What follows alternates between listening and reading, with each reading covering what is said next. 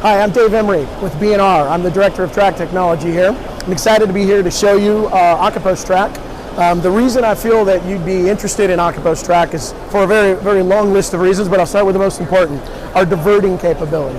The diversion here allows these shuttles to go from track A to track B and back independently and controlled by the computer. So our PC is controlling shuttle trajectory, obviously, but also controlling collision avoidance, making the operator and the programmer's job a lot easier.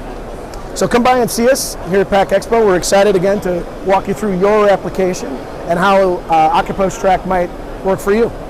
It's also important to note that we've got an integrated ABB robot today on this demo.